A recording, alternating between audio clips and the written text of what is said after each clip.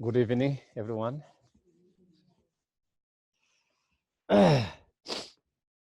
So again, we will start with the breathing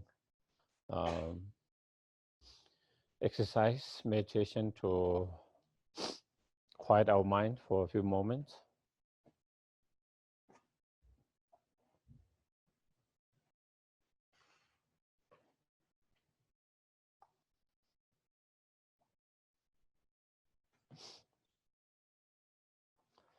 Watching and observing the breath mindfully as you breathe in and out naturally, and being aware of that.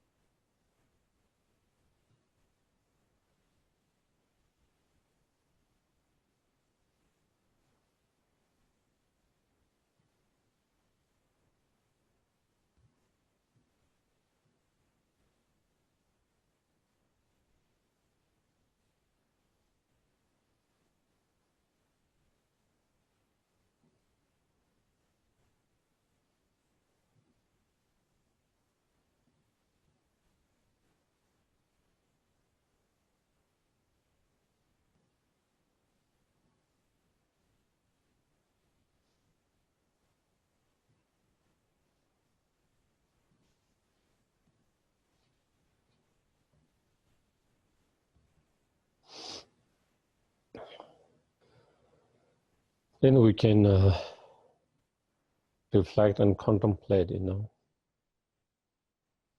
it's because of our own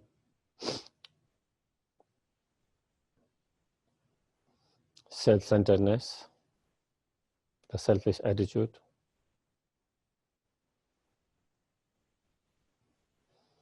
and self-grasping ignorance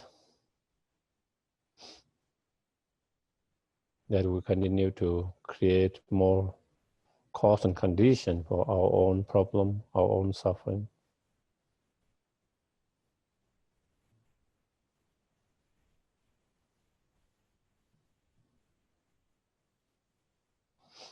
And that is the main cause for our dissatisfied mind,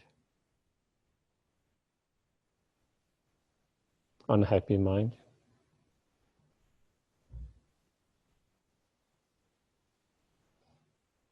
It's the main cause for we feeling, hurt by others' behaviors, actions.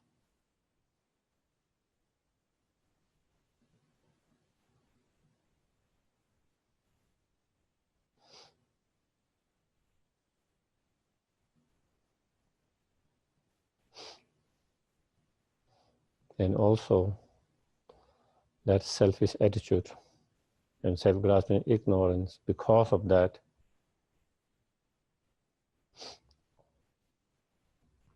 we engage in the actions that hurts and harms others.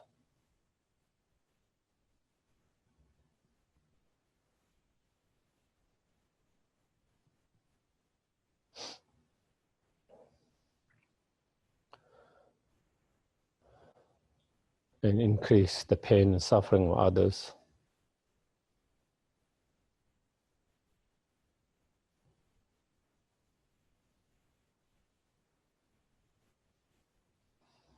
And it is because of those two minds that we are still in samsara,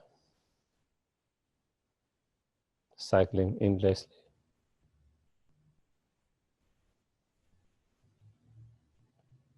And not being able to free ourselves from samsara and achieve the ultimate happiness of fully enlightenment. The main obstructions is due to those two minds.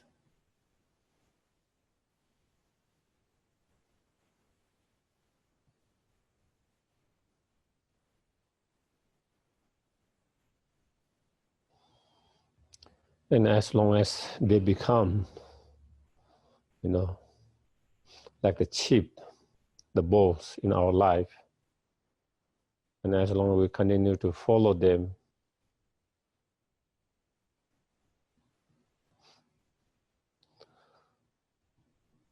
we'll continue to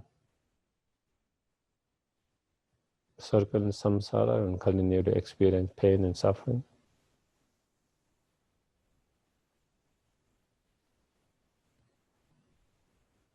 And we'll continue to hurt and harm others.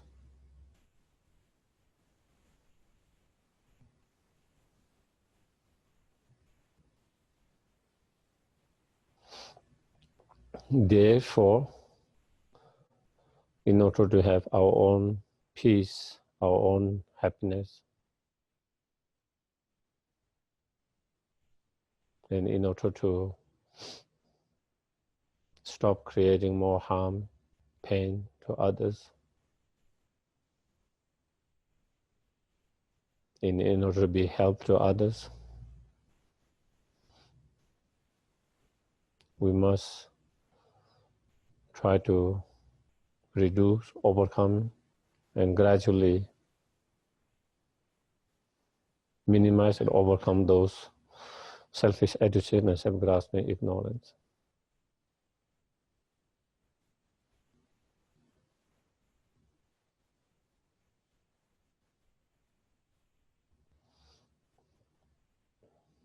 In order to do that, then we need to develop the antidote, the wisdom realizing emptiness, and awaken the mind of bodhicitta.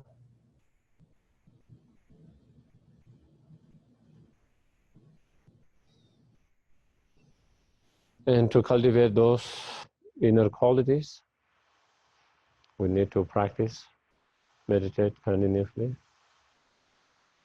And to practice, we need to be reminded of practices all the time.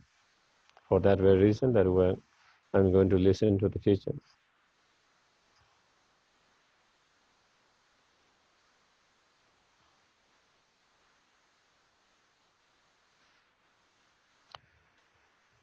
And may our act of listening, reflecting, contemplating on the teaching become cause and condition to attain our own highest potential, fully awakened state. So we can be most greatest help and benefit to each and every sentient being.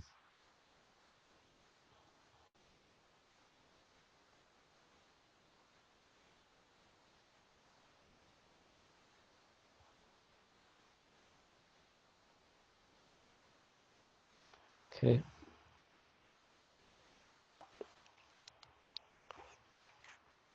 Page 73.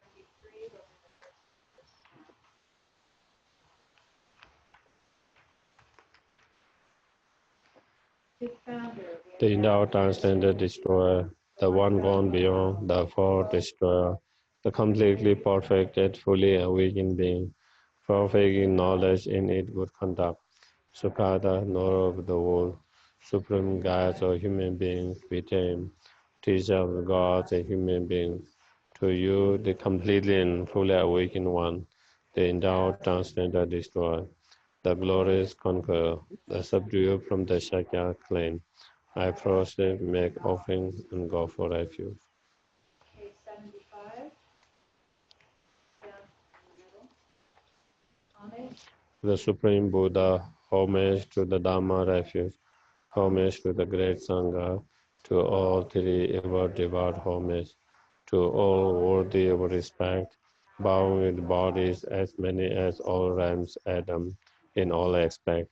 With a supreme faith, I pay homage. Do not commit any non-virtuous action. Perform only virtues. Subdue your mind thoroughly. This is the teaching of Buddha. A star, a visual aberration, a flame of a lamp, an illusion, a drop of dew, a bubble, a dream, a flash of lightning, a cloud. See condition things as such. Through this merit may sentient beings attain the rank of all seeing, subdue the four faults, and be delivered from samsara's ocean, perturbed by the wheel of aging, sickness, and death. And then the heart perfection. I prostrated To the Arya table, Jain. Thus did I hear one time the Bhagavan was dwelling on the mass of Vulture mountain in the Rajgiriya, together with a great community of monks and great community of bodhisattvas. At that time, the Bhagavan was observed in the concentration on the categories of phenomena called profound perception. Also at that time, the Bodhisattva Mahasat Arya Avalokeshwara looked upon the very practice of profound perfection of wisdom and beheld those five aggregates also as empty of inherentness. Then, through the power of the Buddha, the Venerable Shariputra said this to the Bodhisattva Mahasat Arya Avalokeshwara. How should any son of the lineage train who wish to practice the activities of profound perfection? He said that the Bodhisattva Mahasat Arya Avalokeshwara said this to the Venerable Shariputra. Shariputra, any son of the lineage or daughter of the lineage who wishes to practice the activities of profound perfection should look upon it like this, correctly and repeatedly beholding those five acts also as empty of inherentness. Form is empty, emptiness is form. Emptiness not other than form. Form is not other than emptiness. In the same way, feeling, discrimination, compositional factor, and consciousness are empty. Shariputra, likewise, all phenomena are emptiness without characteristics, unproduced, unseen, stainless, not without stain, no division, not fulfilled. Shariputra, therefore, in emptiness there is no form, no feeling, no discrimination, no compositional factor, no conscience, no eye, no ear, no nose, no tongue, no body, no mind, no visual form, no sound, no order, no taste, no object of touch, and no phenomenon. There is no I element and so on up to and including no mind element and no mental consciousness element. There is no ignorance, no extinction of ignorance, so on up to and including no aging and death, no extinction of aging and death. Similarly, there is no suffering, origination, cessation, and the path. There is no exalted wisdom, no attainment, and also no non-attainment. Shariputra, therefore, because there is no attainment, the bodhisattvas rely on and dwell in the perfection and wisdom, the mind without obscuration, without fear. Having completely passed beyond error, they reach the end point of nirvana. All the Buddhas who dwell in the three times also manifestly, completely awaken, unsurprised for perfect, complete enlightenment in the reliance of the perfection of wisdom. Therefore, the mantra of perfection and wisdom, the mantra of great knowledge, the unsurprised mantra, the mantra equal to the mantra that totally pacifies all suffering, should be known as truth, since it is not false. The mantra of perfection and wisdom is declared. Tayatha Om Gate Gate Paragate Parasamgate Bodhi Soha. Shariputra, the Bodhisattva Mahasattva, should train in the profound perfection of wisdom like that. Then the Bhagavan arose from the concentration and commended the Bodhisattva Mahasattva Aryavalokeshwara, saying, well said, it is like that, it is like that. One should practice the profound perfection and wisdom, just as you have indicated. Even the Tathagatas rejoiced. The Bhagavan having thus spoken, the Venerable Shariputra, the Bodhisattva Mahasat Aryavalokiteshvara, and those surrounding the entirety, along with the worlds of gods, humans, asuras, and Gandhavas, were overjoyed by a highly praised that spoken by the Bhagavan. page 98, a short mandala offering. It might be on number 7.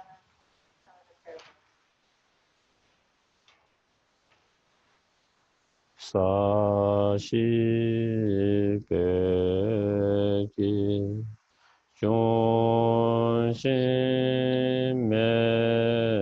Meto Tang Ri Ra Li Ni Ten Gen Ba Di Sangye Shinto Mi De Uwa Indo Kun Nam Ta Shin La Che Pa Zhong Yedam Guru Rana Mandala Gani Tayami. Refuge in Bodhicitta, once in English, twice in Tibetan. I go to where That is until I am enlightened to the Buddha, the Dharma, and the Supreme Assembly. By the merit I create to listening to the Dhamma. May I become a Buddha in order to benefit all sentients. Sangye Chodang Choge Chonam La Changchu Patu Dani Kapsu Je Dagi Choshe Kibe Sonam Ye Dola Penje Sangye Duba Sho Sangye Chodang Choge Chonam La Changchu Patu Dani Kapsu Je Dagi Choshe Kibe Sonam Dola Penje Sangye Duba Anje doje nye zone, dawa tamche pangpe je, tampe chunye tenche be, kodam de la cha cha.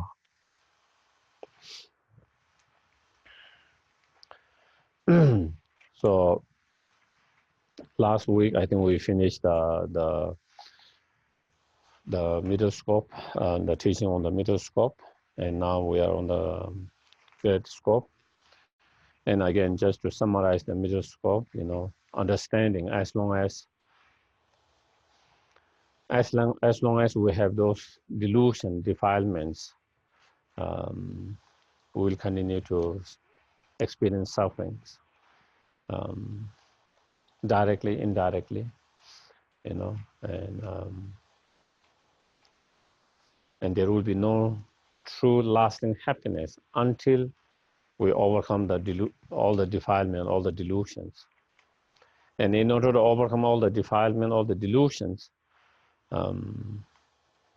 because the defilement delusion does not go away by itself, unlike like many others impermanent things, disintegrated. The flower get disintegrated, and by natural it get disintegrated. But the delusion does not get disintegrated by itself unless we apply certain antidotes to overcome that.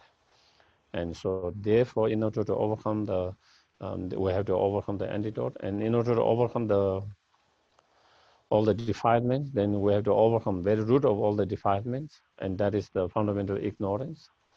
In order to overcome the fundamental ignorance, we need to have the wisdom that realizes the ultimate truth, reality. In order to have that, the wisdom that realizes the ultimate truth directly, we need to have the special the meditative concentration or karma abiding. And in order to have meditative concentration and karma abiding, then we need to have a good foundation of ethical discipline. And so through the practice of to the higher training of ethical discipline, meditative concentration or shamatha, and wisdom, then we can overcome defilements. And having overcome the defilement, then we are totally free from any kind of suffering, and no more under the control of the suffering and the samsara. So that is kind of what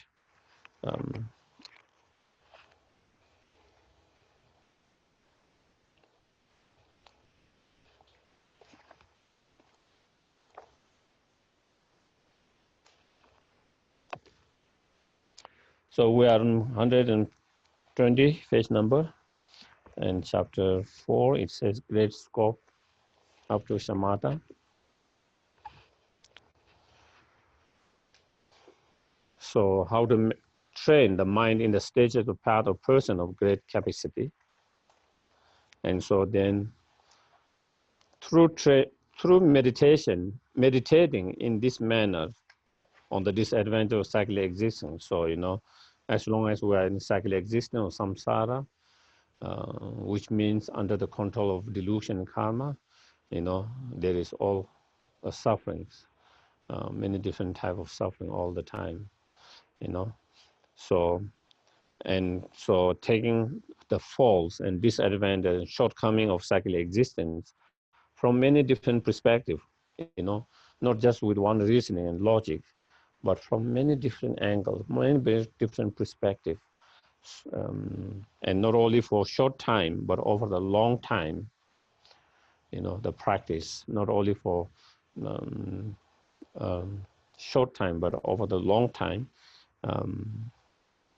When you have done that meditation, then you will see then one will come to some understanding and realizations, all the samsaric existence or cyclic existence, as long as we are samsara, cyclic existence, no matter what kind of experience, seeing them as a pet of blazing fire, undesirable, something you want to get out of it as soon as possible because it is undesirable, unbearable. So we'll come to understanding that, come to that. And when you come that, then your mind will be thoroughly overcome by the desire to attain the liberation that completely faced by suffering. Then when you have that, not only you don't have any kind of attachment and desire for samsara and samsaric pleasure, but then you have a very strong wish to get out of it, free from there. And then you have a very strong wish, aspiration to achieve total freedom, total liberation, nirvana, that is free from all the suffering, as well as the cause of the suffering, the delusion and karma, and the that strong pure renunciations, the strong pure renunciations, the wish to achieve that liberation, nirvana, will arise, very strongly. And once you have that strong pure renunciations and aspiration for that liberation, nirvana, driven by that strong aspiration, desire, if due to that, and then if you train in the three training, as I just mentioned, the three training of moral discipline, meditative concentration, and wisdom, then you will attain liberation, that is freedom from cyclic existence. Then one can achieve nirvana or liberations, free from the samsara and samsaric sufferings. And that will not even be reversible like the splendor of high rebirth. And once you achieve the nirvana liberation, there's no coming back. There's no reversal. Unlike like a high rebirth, we can have human rebirth, and then we can be born in a lower rebirth. It can be reversed. It's not stable as long as we are under the delusion karma. Or we can have and so even you have higher rebirth, it can be reversed, it could be changed. But once you have achieved liberation, nirvana, then it's stable and unreversible. And so, nonetheless, even though that is the case, even though that is the case, you can achieve lasting true happiness once you achieve the nirvana liberation. Nonetheless, since extinguishing one's own fault and achieving excellent quality is limited, even you have achieved liberation, nirvana, still you have not overcome all your faults, all your obscurations. Even though you have overcome the obscuration or defilement, but you still have obscuration of the knowledge, the subtle obscurations. So therefore, still you have not overcome all the obscuration, all the negativities, all the faults. Not only that, even though you have achieved that happiness, you have not achieved all your positive qualities excellent. You have not achieved your highest, you have not attained your own highest potentials because you have not still actualized highest level of loving kindness, compassion. You have not still actualized the mind to be able to see true reality, the ultimate and conventional reality directly, simultaneously. And so therefore you have still not actualized all the action, the qualities. You have not actualized the ability to see, to read each of sentient beings' mind and their predispositions and their state of level of their mind and so forth. So still you have not developed all these qualities, you know, even though you have achieved nirvana. So that is therefore your own welfare will not be complete, and therefore not only you will not be able to fulfill the welfare of others, but you will have not been able to fulfill your own welfare completely, you know, completely, because you have still lot to actualize and lot to overcome. Mm. For that very reason, the welfare of others will be temporarily neglected, you know, and therefore, you know, if you have not been able to, if we are unable to take care of our own welfare completely, then we are handicapped in fulfilling the welfare of others, you know. And so therefore we'll be able to help sentient beings to a certain level, but still not completely, you know. Even though our heart can help and will help and can help a lot of sentient beings trying to fulfill the welfare, but still there is a lot of limitations because they have not perfected all the qualities. And so therefore it will be limited how much you can help benefit. Even the arhat not being able to understood totally of each sentient beings, their mental capacity, predisposition there, so therefore they will not be able to be as skillful as the Buddha would have been in guiding and leading through their path. Also because they themselves has not achieved fully enlightenment, they will not be able to uh, explain the path with their experience directly, the way to achieve fully enlightenment. And so therefore the most they can do is help them to achieve other sentient beings to achieve nirvana, you know, but they will not be able to help them and lead them to the fully enlightenment. And so therefore in that way, then still the help, the benefit that we can do to others will be still limited and small, relatively compared to the Buddhas, you know.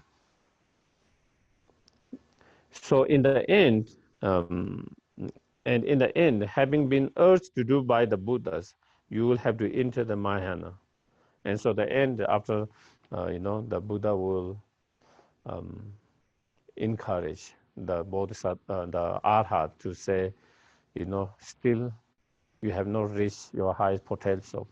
So in order to achieve your highest potential, you need to enter the Mahayana path, cultivate the great compassion, bodhicitta, and then engage in the path of the bodhisattva and 10 bhumis. And so, and then they will enter again to the bodhisattva path. And so at the end, you know, yes. Does that mean then that all arhats will become bodhisattvas, as in the one Yes, yes. none will stay arhat? No, yeah. From Mahayana point of view, at the end, everyone will become Buddha. It's only a matter of time. Some take more than others. But at the end, everyone will become Buddha, and everyone has that potential.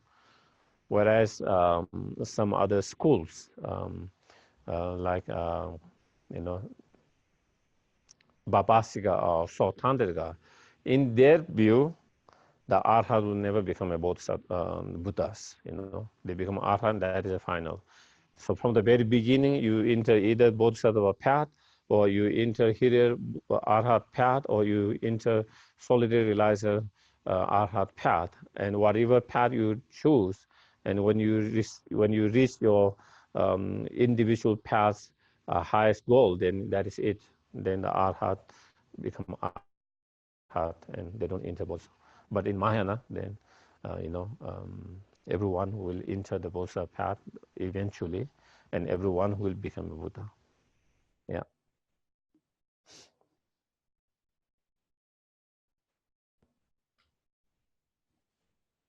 Therefore, it's appropriate. So here, Lama Tsongkhapa saying, for the intelligent to enter the Mahayana from the start. So it is something that you have to enter anyway. Why don't you start from the very beginning, And then in that way, you reach your destination quickly, than being kind of taking the long path. Yes. And I guess the idea that arhat would always be an arhat implies permanence.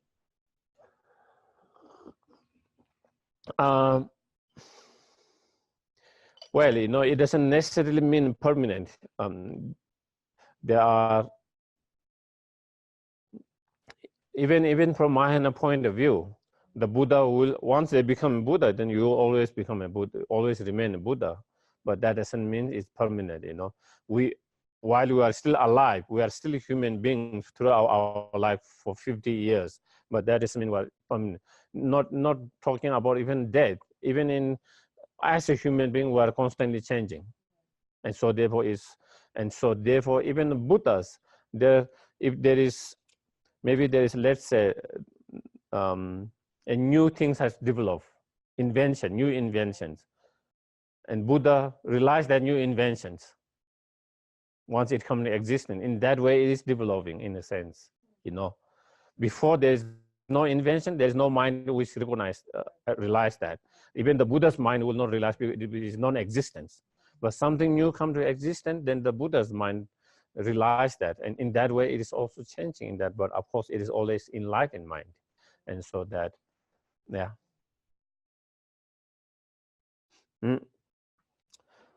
So in the Compendium of the Perfections, it says, having abandoned forever those two vehicles, the vehicles of the hearer and solitary realizers, which are without power to bring about all world's ends. So even though you have achieved such arhat, still you will not be able to fulfill the welfare of all sentient beings, all the worlds. For those whose nature is one with altruism, so the bodhisattvas, those whose nature has incredible loving kindness, compassion, good heart of loving kindness, compassion, and bodhicitta mind. And then through that enter the victorious vehicle on teaching of compassion. And then they will be able to, for those, they will be able to achieve fully enlightenment. And once you achieve fully enlightenment, then you will be able to fulfill the welfare of all sentient beings, unlike the other two arhats. And it is the happiness, the magnificent great being and capacity of great being.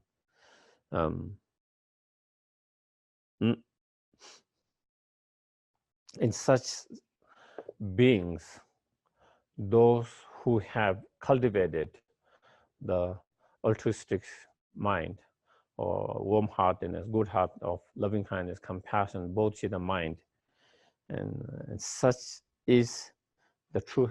Those who have developed that, they develop true happiness. They have the true, real happiness starts, and they are the most magnificent. If there's anything magnificent, there's nothing more magnificent than that. And this is the highest capacity that you can think of.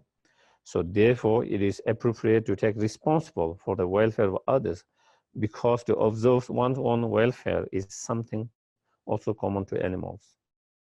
So here,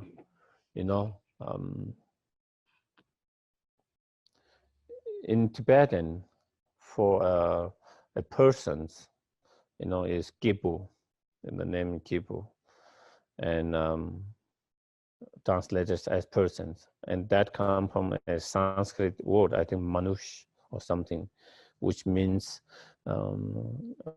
having a capacity, great capacity, that is. And so, and for us, for human beings, if we have, if we only think of our own well-being, limited to our own well-being, and only limited to well-being or only few members in our life, my partners, my families, my friends, very limited in that way, then you are not using your capacity.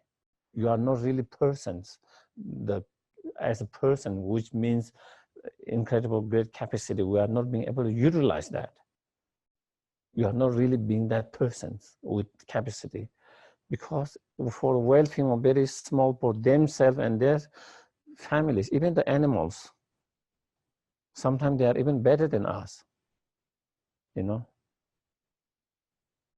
whether it's an animal who only eats grass for their survival. They know exactly, when they are sick, which grass to eat to heal themselves,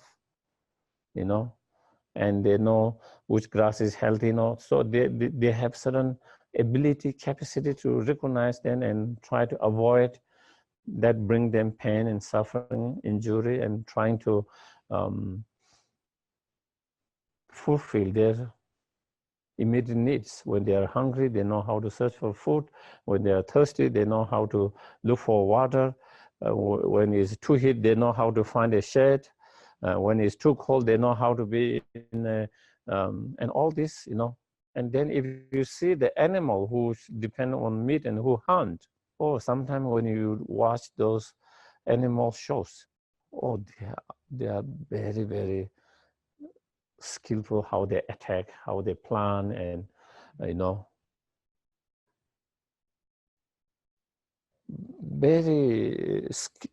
they have great ability for their survivals and to survive, to hunt for their families, their children, and supporting them, and sometimes animals are even better than human beings, You can see, sometimes the fathers, mothers sacrificing themselves in order to protect their children, So that is what it's saying. So what it's saying is, we human being has this incredible mind, to what we call cognitive mind, to able to reason, and contemplate. And through that reason and contemplate, we have this ability to be greatest benefit to much more high numbers than the animals. And if we don't utilize that, then what here is saying, what's the difference from the animals? Maybe even worse than the animals.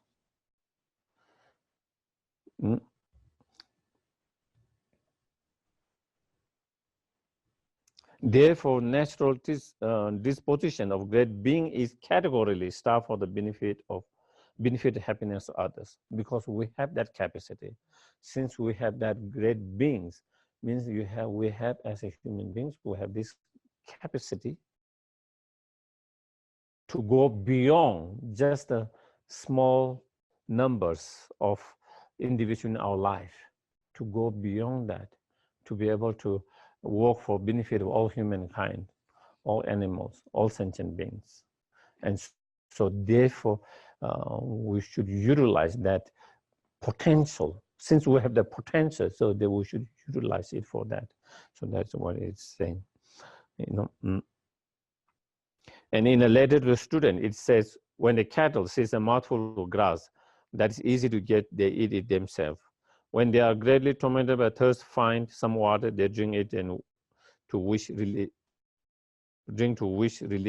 Here, whoever make effort to bring about the welfare of other beings is magnificence, and also is a spiritual and exiled skill of great happy individuals.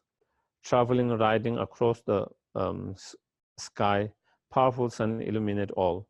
Regardless the burden, the earth support the world without everything in it, and those without the least self-interest, equal in the nature of great, totally starved for that singular trace of benefit and joy of all worlds. So it is saying we should act just like the sun does not discriminate and shine all the world, and the earth does not discriminate, it support everything that is on the earth. In same way that we should utilize to work for the benefit of all sentient beings without partiality, without discriminations, or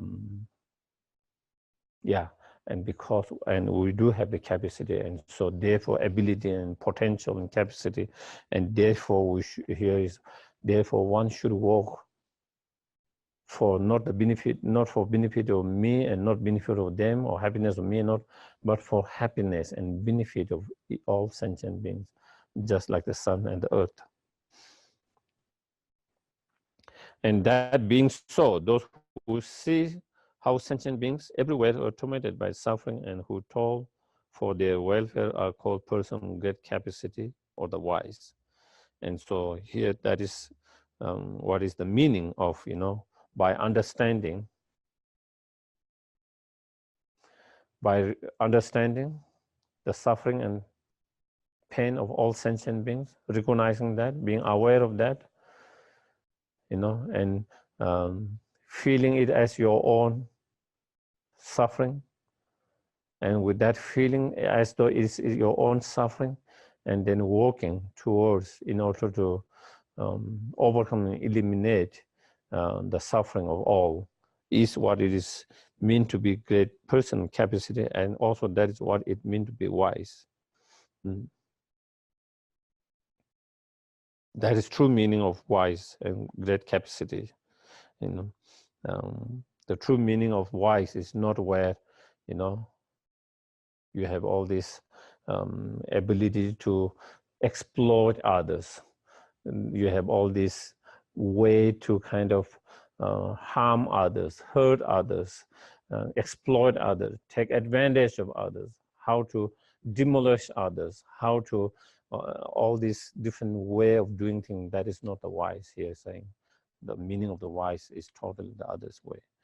In the same text, which is the letter to the student, it says, those who have seen sentient beings confused by the dense gray clouds of worldly ignorance, and as they fall without control in the blazing fire of the suffering, and who mentally toil and exert themselves for them as a blazing fire was spread overhead. Now they are the great being, and they are also the wise. And there exists, so then explaining, how the bodhicitta mind, the awakening mind, the bodhicitta mind, is the only gateway or entrance to the enlightenment and to the Mahayana path. And so, and of course, it will come later, the bodhicitta as we go later, but maybe just to the awakening mind of bodhicitta means, by understanding the suffering of all sentient beings and the strong,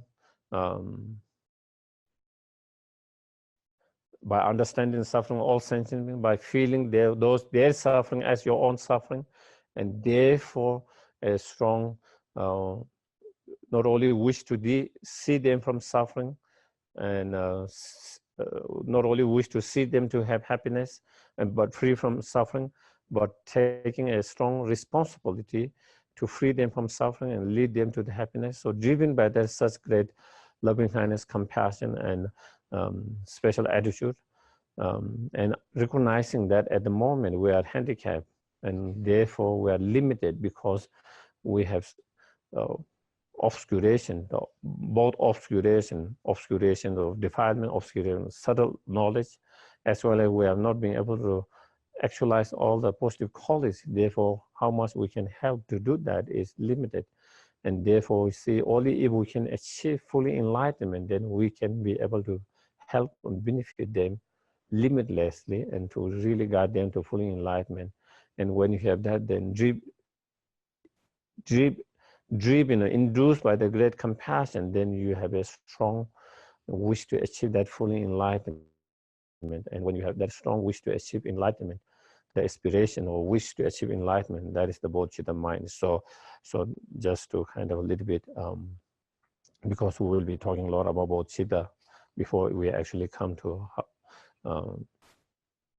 and so therefore here that kind of mind, that kind of altruistic mind of the bodhicitta is the only gateway or entrance to the Mahayana. And so there exists an entrance way to the Mahayana, that is the bodhicitta mind, the source of all your own and others. And that bodhicitta mind is the source of your own happiness and happiness of others, or excellence of yours and excellence of others.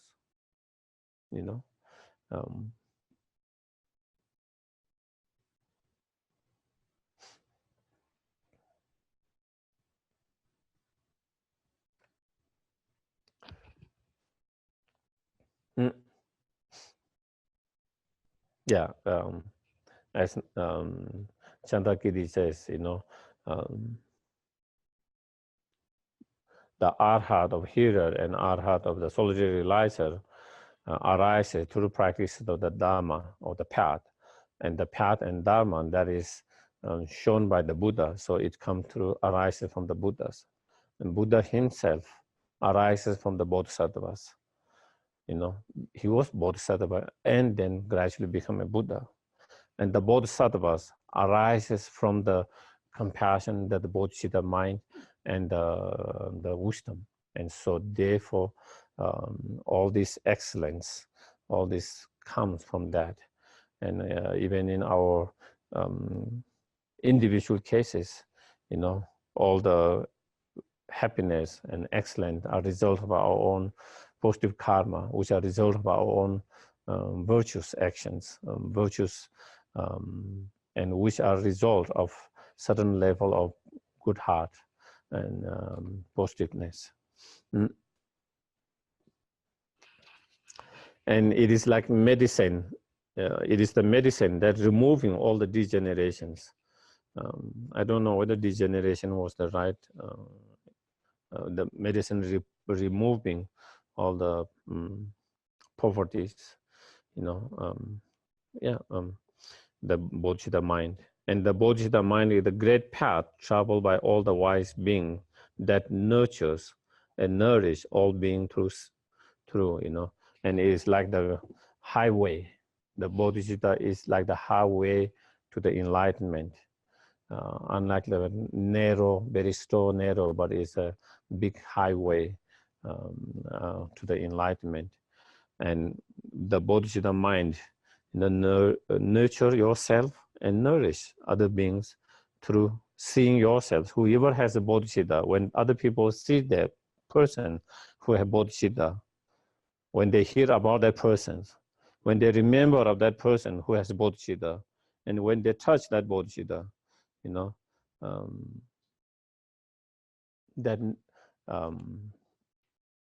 that nourish the person who see, hear, remember, to have an imprint of the bodhicitta mind and awaken that bodhicitta mind.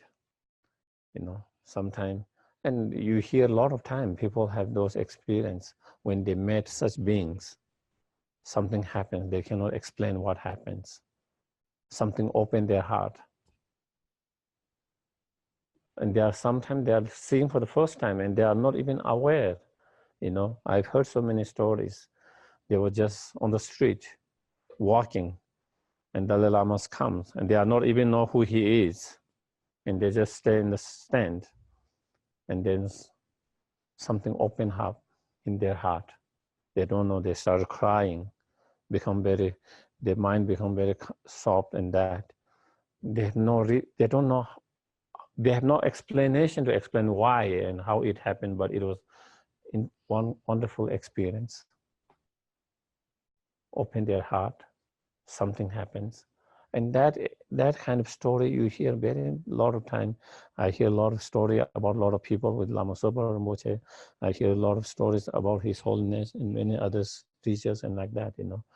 And people who have, some people who already have some devotion, and people who have no devotion, who are meeting for the first times.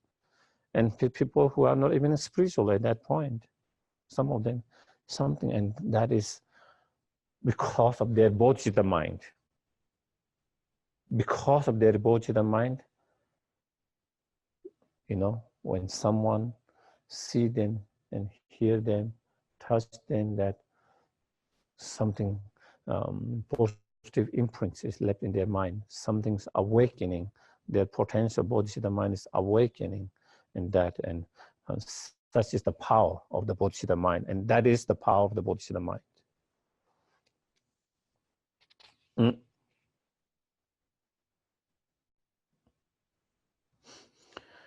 And that process, the great skillful means such that by working for the welfare of others. And so here, these very powerful statements that Lama Tsongkhapa is saying here. And of course, he's saying with, again, his own experience.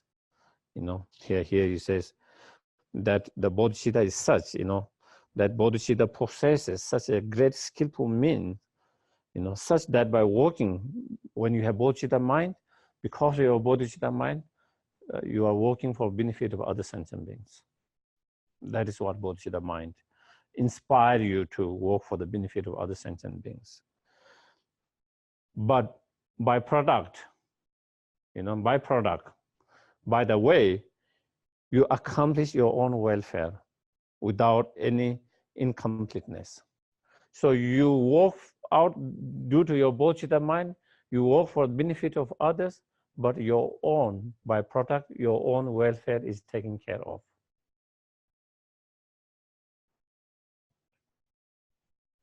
And as His Holiness the Lama always says, you know, if you want to be selfish, be wisely selfish, you know. And bodhisattvas are, if you want to talk about being selfish, they are the wisely selfish one, you know. We are the stupidly selfish. We want for our own welfare. We want only our own welfare, our own happiness, and with that kind of selfish, we work, but we cannot achieve our own happiness. We are unable to achieve our own happiness. Forget about others' happiness. We are unable to achieve our own happiness. That is what we have been doing since our birth. That is what we have been doing since beginner's lifetime, out of selfish, following our selfish in order to be happy, in order to not to suffer. That is what we have been doing all our life. Are we happy? Are we not suffering? On the other hand, the bodhisattvas, totally out of bodhicitta, totally dedicated for others. Not only they are able to help so many sentient beings, but they are more happy themselves. And so that is where, you know, yeah, as here Lama Tsongkhapa says, yeah. And thinking, so with that or thinking, oh, I found exactly what I was looking for. You should engage in the best of vehicles with whatever ability of great being you have. And so here he's saying, you know, by reflecting, contemplating on all the benefit of bodhicitta minds, you know, we can, like in the Geshe Sherab way of Shamtideva's Geshe Sherab way, like in chapter 1, he explained very great details of the benefit of all bodhicitta mind. And so, so we try to study and practice and trying to, you know, yeah,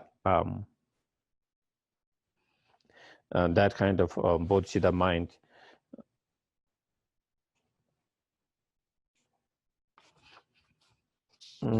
There is one which I wanted to.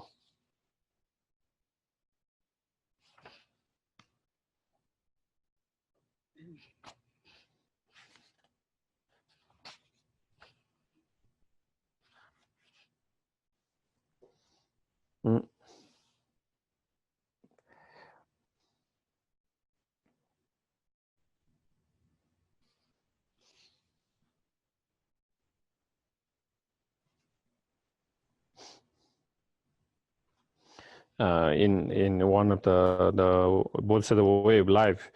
I mean, there is so many verses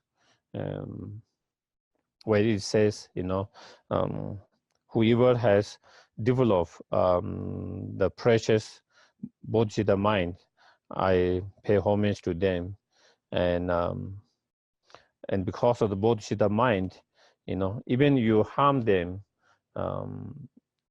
still because of the Bodhisattva mind, you get the benefit. And I take refuge to that. Because even if someone has Bodhisattva mind, and because even we somehow unintentionally harm them, and then we make a strong connection with them, and through that connection, karmic connection, in the future they will be able to guide us and lead us and help. And just like the Buddha himself, in one of his previous life as a Bodhisattva, there were 5 yakshas which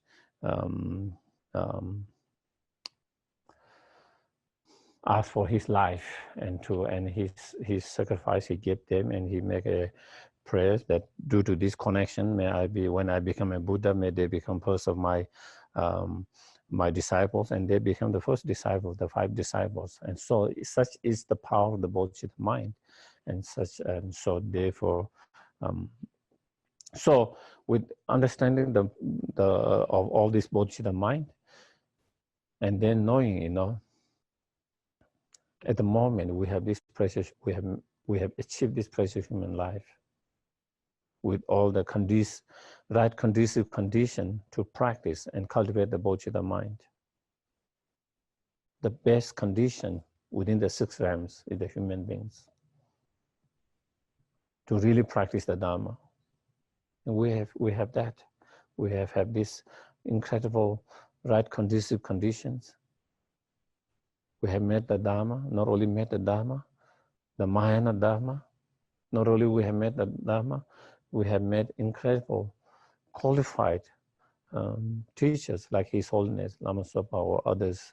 There are many incredible qualified teachers that we have met directly, indirectly. And not only that, we have studied a little bit about those Bodhisattva and other practices, Bodhisattva practice. We have studied a little bit, and we have not only studied a little bit, we have a little bit of understanding of that.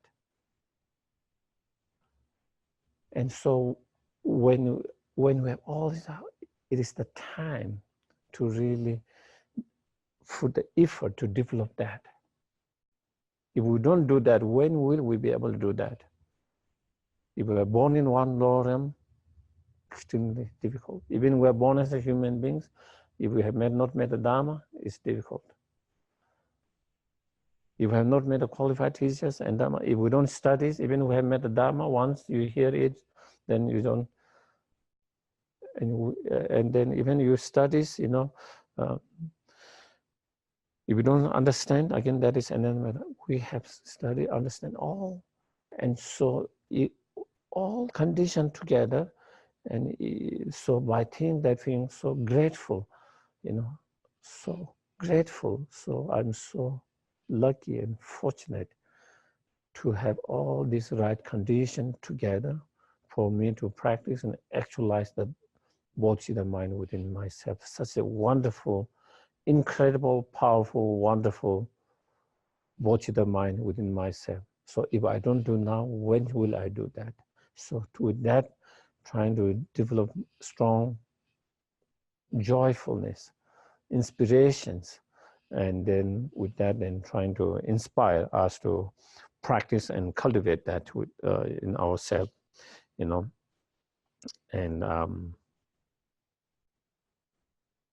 through then trying to actualize, not leaving the teachings in the books, but trying to bring that into your heart, into your mind, into your realizations. So then here the actual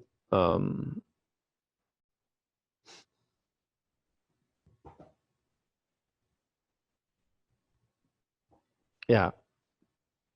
So it is like, feeling what we really want is happiness for ourselves and happiness for all others. That's what exactly we want. We want happiness for ourselves. We want happiness for all others, everyone's. And if we can cultivate the Bodhisattva mind, that is what we can do to bring happiness for ourselves and happiness for others. And therefore, this is something you wanted, and now we have all the conditions to able to do that by actualizing that and to be able to do that. And so that is, so then the actual path, that there are 3 points of concern in training the mind. So here the Bodhisattva mind, training the mind here, meaning Bodhisattva mind in this in the state of path of the person of great capacity, demonstrating the path, demonstrating that mind generation is the only gateway to the Mahayana. So the the Bodhisattva mind is the only gateway to the Mahayana. And how to generate that Bodhisattva mind? We cherish others more than oneself. And having generated that Bodhisattva mind,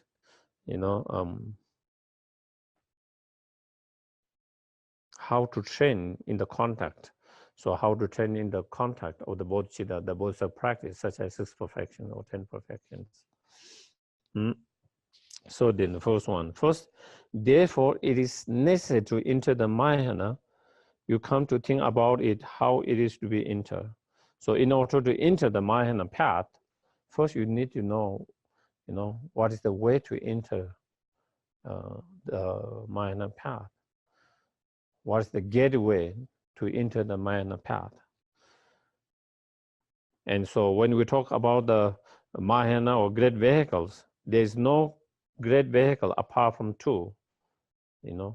So there are 2, the perfection and mantra vehicles. So the sutra, Mahayana Sutra, that is the perfections vehicles, Mahayana Sutras vehicles, and tantric or mantra vehicles. So both of them Mahayana. And so there are 2 types of Mahayana path, Sutrayana and Tantrayana. Okay. Taught by the big taught by the Buddhas. So whichever of 2 you may enter, whether it's a Sutrayana or Tantrayana, the only gateway is the Bodhisattva. The only gateway, so to enter that either Sutrayana or Vajrayana, the only gateway to enter any of those paths is the Bodhisattva mind. That is the only. Without that, you cannot enter any of those paths. And so there here it says, whenever it has arisen in the continuum, whenever this altruistic mind of Bodhisattva is cultivated or arising in the mental continuum, mind stream, even though nothing else has arisen, even though no other realizations have arisen in that person's, one is considered a Mahayanist. Okay, whether you have any other physical excellence or not, whether you have any speech excellence or not, whether you have any other kind of mental excellence quality or not, but if you have Bodhisattva mind, then that moment, then you become the Mahayanist, the Bodhisattvas. Whereas whenever one is separated from that Bodhisattva mind, when it decay, when one is have not cultivated, or when is degenerate, decay, or separate from that, whatever excellent qualities one has, such as the realization of emptiness and so forth, one will fall in the level of hearer or like, for solitary realizer or ordinary beings, and fall from the Mahayana. So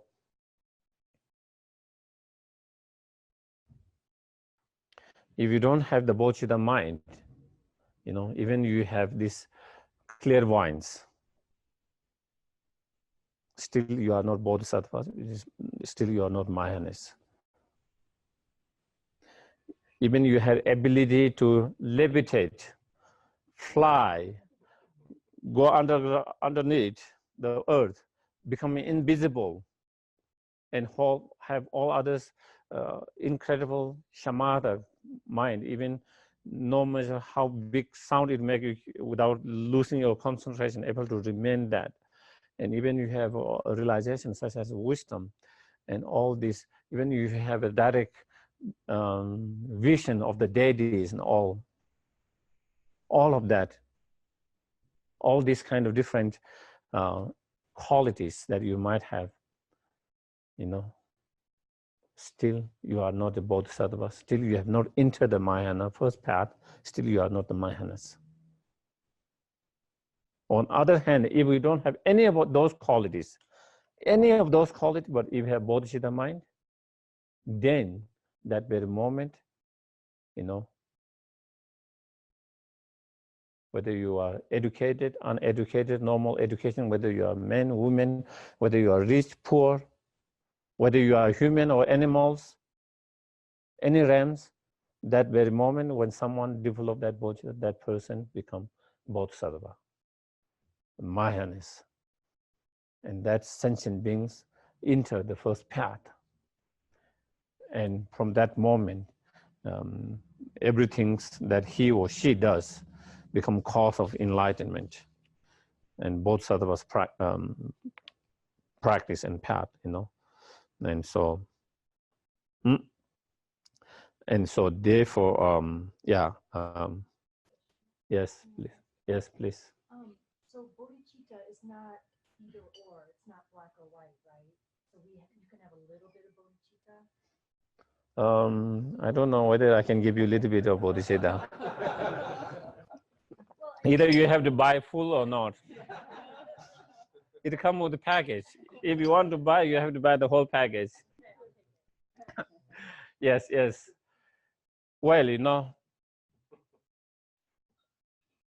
when you talk about really bodhicitta and becoming real bodhisattvas, then we are talking about bodhicitta mind, which is,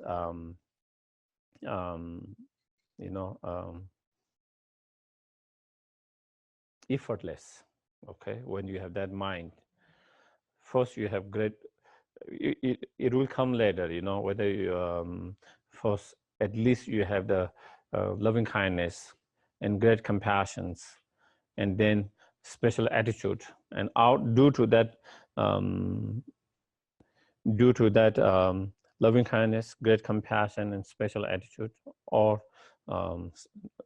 universal responsibility, different translation, then you have this driven by those, then you have a very strong wish, inspiration to achieve fully enlightenment in order to free all sentient beings from the suffering, cause of suffering, and lead them to fully enlightenment.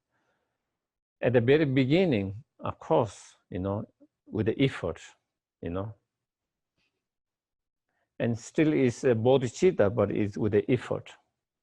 Okay, only when you put effort to contemplate, meditate, you have that. But when you don't reflect, contemplate, and put effort, then it doesn't come naturally.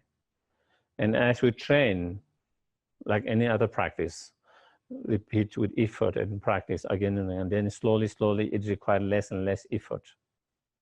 It becomes more and more natural, more and more spontaneous.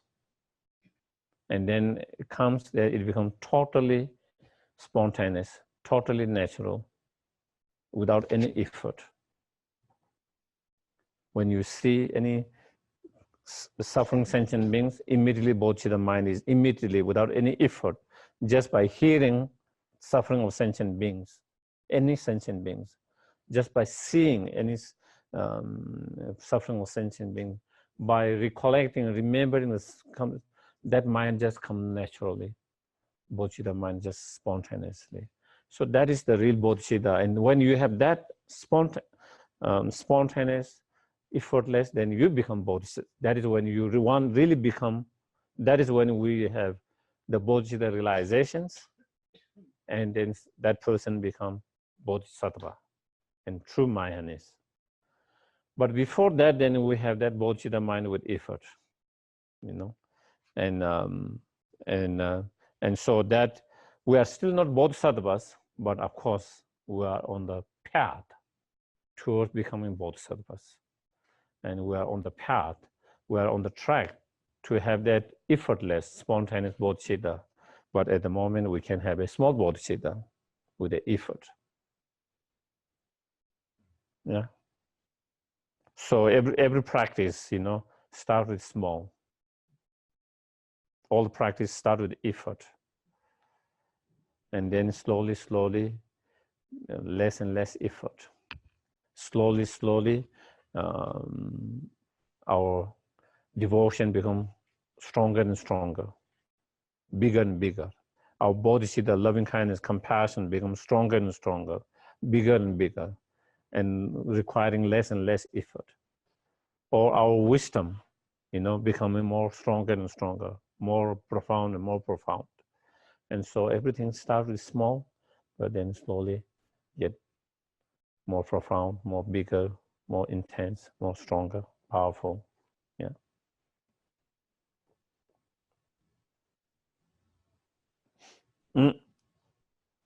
And this is, you know, if you have the bodhicitta mind, then you are Mahayana. If you don't have bodhicitta mind, it not being a Mahayana.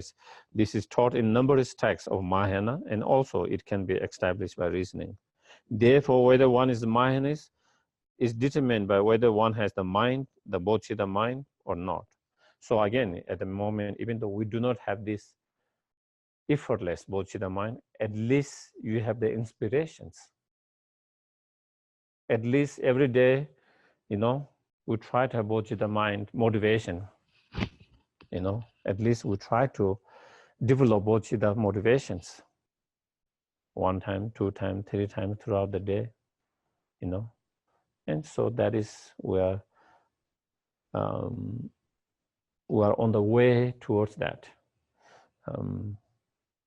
We are not actually there, but we are on the path towards that. Yeah, we are on the way. We are driving. Yeah. So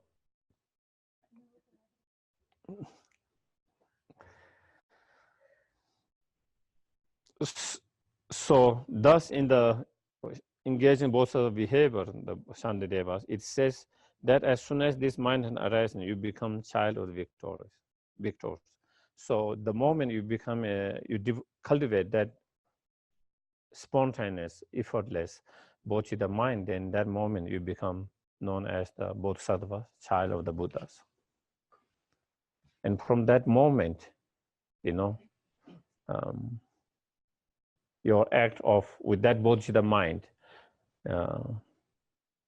your act of reciting Om Mani Padme Hum become Bodhisattva practice, cause of enlightenment.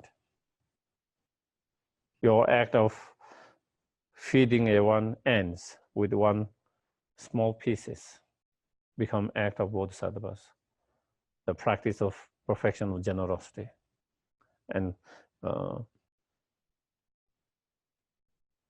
become cause of enlightenment.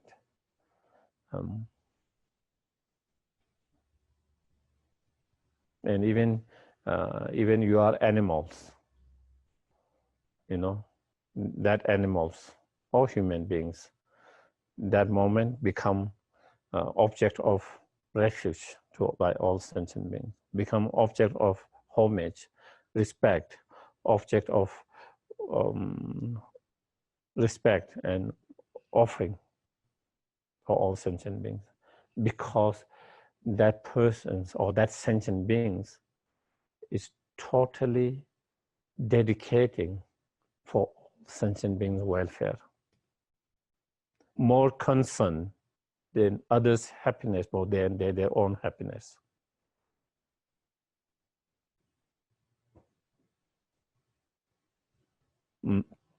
And so therefore, likewise in the life of Maitreya, it says, child of the lineage, it is like this. For example, precious diamond, even broken, outshine all gold jewelry, you know, the other however refined, whether it's gold, silver, all different, different, what you call precious metals. The diamond outshine them, even though it's broken piece. Then completely very well made others, and it does not lose its name, diamond. It is still diamond, and avert all property, you know, because of the value of the diamond. Child of the lineage, likewise, the precious diamond, that is the mind of generation for omniscience. So that is the Bodhisattva mind. Even without effort, outshine all the gold jewelry, that is excellent qualities of hearer, such as their direct realization, emptiness, and so forth. And Pradika Buddha, or solitary realizer, the name Bodhisattva is not lost, and all the misfortune of cyclic existence are averted. So it is saying, you know, in another, I don't know whether it's the same sutra or another sutra, or it also give another example. A prince outshine a prince by the because of the birth that the prince take into the royal, outshine the very wise ministers, you know. In a sense, the minister, no matter how wise they are not going to be the king. The prince is the one who is going to be the king. Even though he is not wise at the moment, he's just born, still in that way, he's regarded more highly by everyone in those times as a prince than even the minister who has very wise and experienced all that. And similarly, it says the bodhisattvas outshines the arhats, even though they have all the wisdom and all other practices and all that. Even the bodhisattvas, newly bodhisattvas, might not have all other great practices, but except in bodhicitta mind, it outshines them just like the prince, in fact. And so here, like the gold and the diamond. And so that is, if that exists even in someone untrained in the bodhisattva context, he is said to be the bodhisattva. So even when someone has cultivated that bodhicitta mind, even though that person is not engaging in other practices such as the practice of generosity, morality, patience, perseverance, and meditative concentration, wisdom, and so forth at the moment, just happening by that bodhicitta mind itself that he or she is bodhisattvas and the child of the Buddhas. And you have entered the first path of the Mahayana. And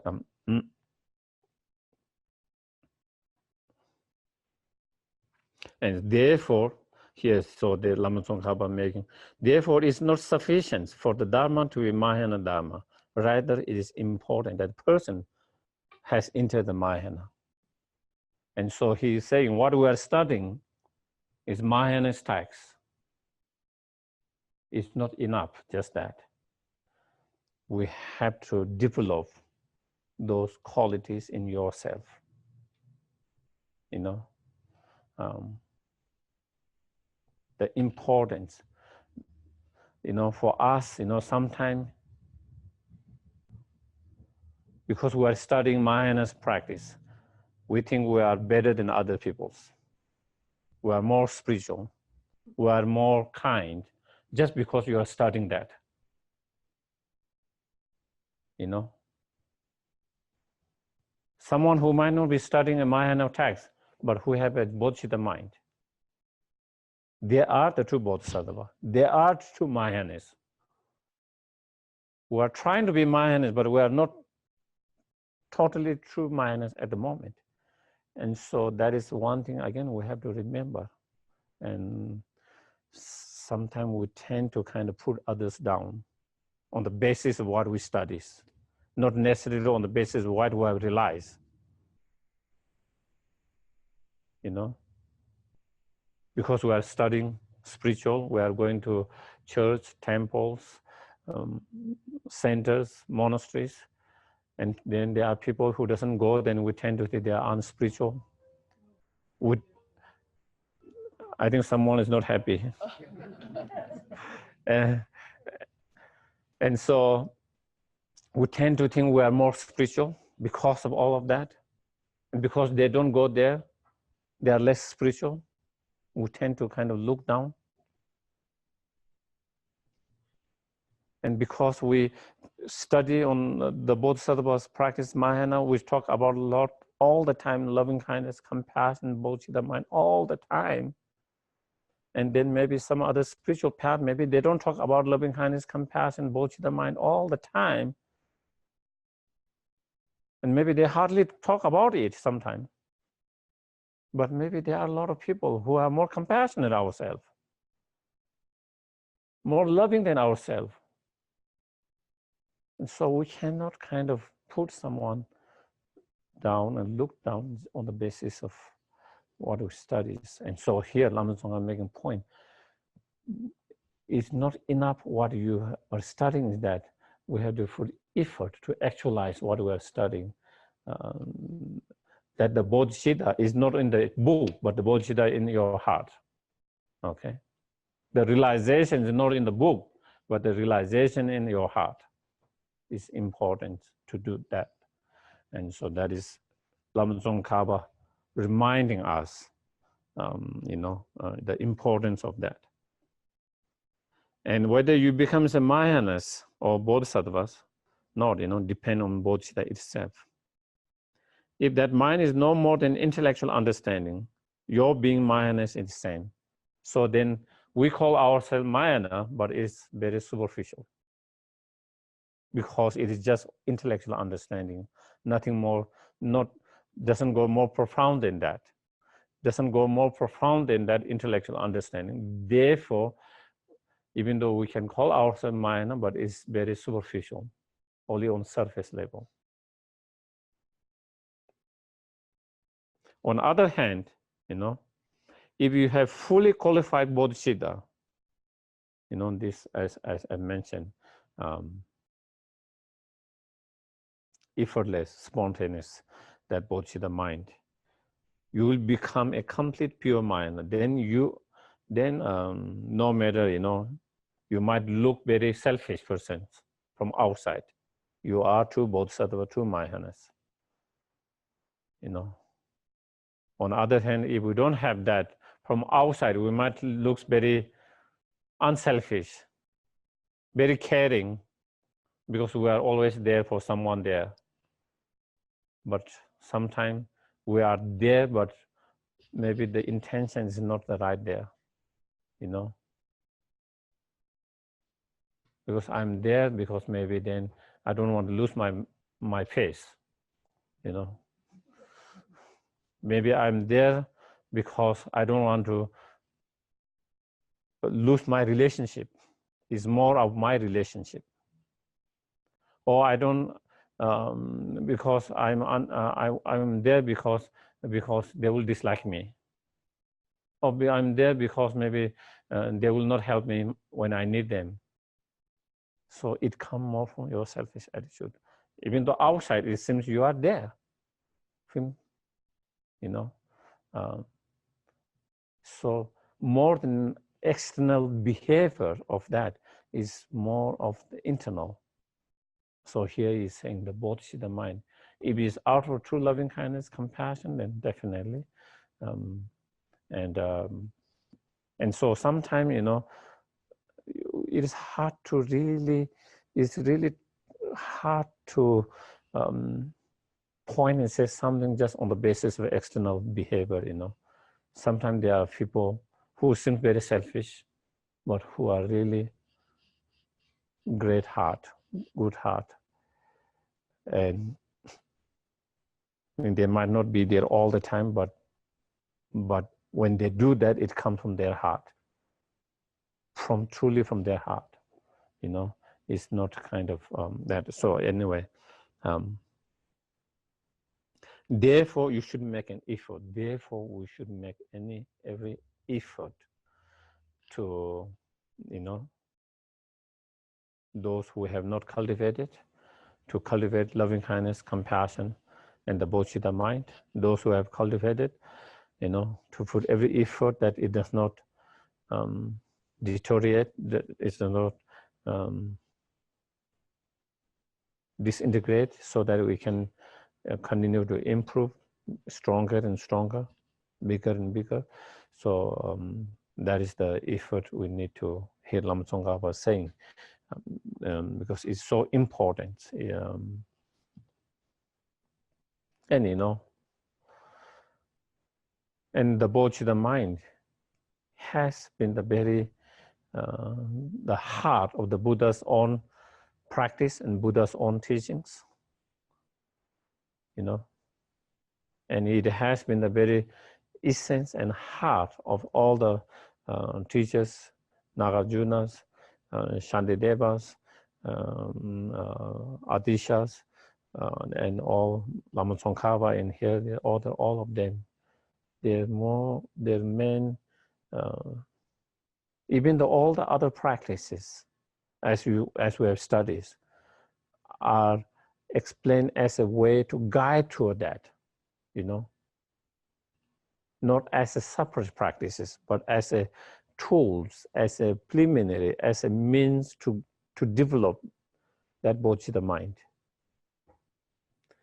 So that is the whole, that being the case, you know, we have to put effort to meditate, reflect, contemplate, even it is 10-15 minutes every day on bodhicitta and emptiness, you know.